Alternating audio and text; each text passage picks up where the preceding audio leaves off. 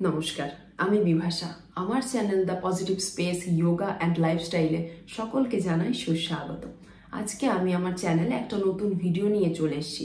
ভিডিওর টপিক হলো প্রাকৃতিকভাবে আমরা কি নিয়মে কোষ্ঠকাঠিন্যের মতো সমস্যাকে দূর করতে পারি। অনিয়মিত খাওয়া দাওয়া আর কম ঘুমের কারণে বদহজম এবং কোষ্ঠকাঠিন্যের মতো সমস্যার সম্মুখীন আমাদের হতে হয়।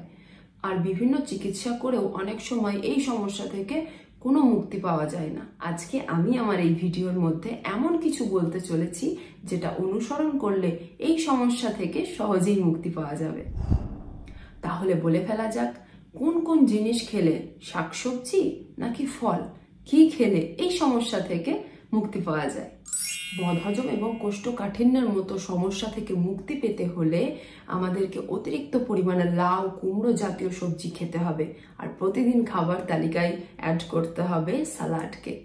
আর ফলের মধ্যে আমাদের খেতে হবে পেঁপে, তরমুজ, পানি ফল জাতীয় ফল, যাতে জলের পরিমাণ বেশি থাকে। এছাড়াও আমরা শশা খেতে পারি। শশা খেলে আমাদের কোষ্ঠকাঠিন্যের সমস্যা চলে যায়, কারণ শশাতে রয়েছে প্রচুর পরিমাণে জলীয় উপাদান। টক দইতে রয়েছে প্রচুর পরিমাণে নাইট্রিক অ্যাসিড, যা মলকে নরম করতে সাহায্য করে। তাই প্রতিদিন 2 থেকে 4 চামচ টক দই খাওয়া ভীষণ জরুরি কোষ্ঠকাঠিন্যের সমস্যা দূর করতে হলে। কোষ্ঠকাঠিন্যের সমস্যা থেকে মুক্তি পেতে হলে অবশ্যই আঁশ জাতীয় খাবার খান। তাই প্রতিদিন একটা করে আপেল খাওয়া উচিত। আপেল আমাদের কোষ্ঠকাঠিন্যের সমস্যাকে সহজেই সমাধান করে দিতে পারে। এছাড়াও ইসবগুলের ভুসি কোষ্ঠকাঠিন্যের সমস্যা সমাধানে ভীষণভাবে সাহায্য করে থাকে। তাই প্রতিদিন রাতে 1 গ্লাস কুসুম উষ্ণ জলে 2 চা চামচ ইসবগুলের ভুসি গুলে আমরা যদি খাই, তাহলে পরদিন সকালে কোষ্ঠকাঠিন্যের মতো কোনো সমস্যার সম্মুখীন আমাদের হতে হয় না। কলা খেলে মল নরম হয়, তাই প্রতিদিন একটা করে কলা খাওয়ার চেষ্টা করুন। এছাড়াও নাশপাতি খাওয়া যেতে পারে, কারণ নাশপাতি কোষ্ঠকাঠিন্যের সমস্যা দূর করতে বিশেষ ভূমিকা পালন করে থাকে। এই ছিল আজকের ভিডিওটা যদি আপনাদের ভালো লেগে থাকে তাহলে অবশ্যই একটা লাইক করে দেবেন।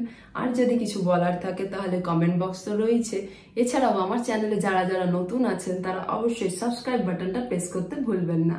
আর আপনাদের আশেপাশে কারো যদি বদহজম বা কোষ্ঠকাঠিন্যের সমস্যা হয়ে থাকে তাহলে অবশ্যই এই ভিডিওটা তাদের সাথে শেয়ার করে দিতে পারেন। আজকের মতো এইটুকুই, দেখা হচ্ছে নেক্সট ভিডিওতে। ততক্ষণ সকলে ভালো থাকবেন, সুস্থ থাকবেন, বাড়ির সবাইকে ভালো রাখবেন। এতক্ষণ ধরে আমার ভিডিওটা দেখার জন্য সকলকে জানাই অসংখ্য ধন্যবাদ।